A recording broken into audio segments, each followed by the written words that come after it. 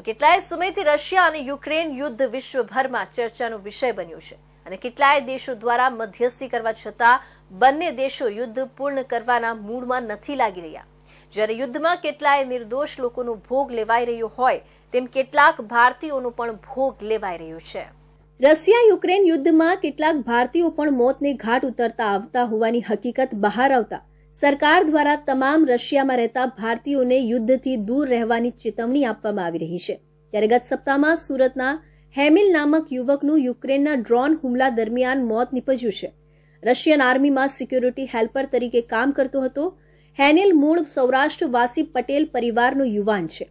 વિદેશ મંત્રાલયે 25 ફેબ્રુઆરીએ કહ્યું હતું કે રશિયન આર્મીમાં ભરતી થયેલા ઘણા ભારતીયોને બચાવી લેવામાં આવ્યા છે। ત્યાંની સેનાએ તેમને મુક્ત કર્યા છે।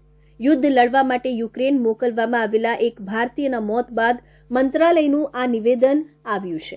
રશિયામાં નોકરી અપાવવાના બદલામાં એજન્ટોએ વાયદો કર્યો હતો કે રશિયામાં દરેક વ્યક્તિને દર મહિને 1 લાખથી 1.5 લાખ રૂપિયા મળશે। બાદમાં પગાર વધુ વધશે।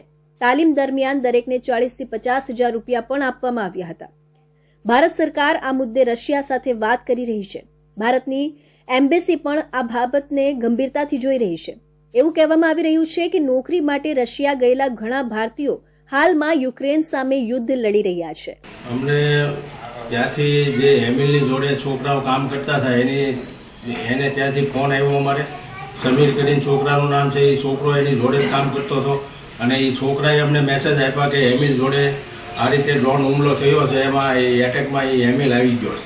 અમે સતત 4 થી 5 દિવસ સુધી એમ્બેસી જોડે કોન્ટેક્ટમાં હતા। એમ્બેસીમાંથી કોઈ જવાબ નહોતો આવતો, પણ કાલની તારીખમાં અમને મેસેજ મળ્યો છે કે તમારી બોડીની જાણકારી અમને આર્મી તરફથી મળી છે અને બોડી તમારી 3 થી 4 દિવસમાં અમે તમારી સુધી પહોંચતી કરી દઈશું। મોત નિપજનાર હેમિલના મૃતદેહને પરત સુરત લાવવા તેમના પિતા અને કાકા મૂંઝવણમાં હતા। બંનેએ હેમિલનો મૃતદેહ લેવા રશિયા જવા માટે જાતે જ તૈયાર થયા અને તેમને વિઝા પણ મૂકી દીધા હતા અને હેમિલનો મૃતદેહ પરત લાવવા પરિવારે તંત્રનો સંપર્ક કર્યો હતો।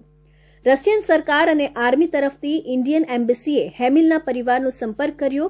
ત્યારબાદ એમ્બેસીએ જણાવ્યું કે મૃતદેહ સુરત હેમિલના પરિવાર સુધી પહોંચાડવામાં આવશે, જો કે હજુ કોઈ ફાઇનલ ડેટ આપવામાં આવી નથી।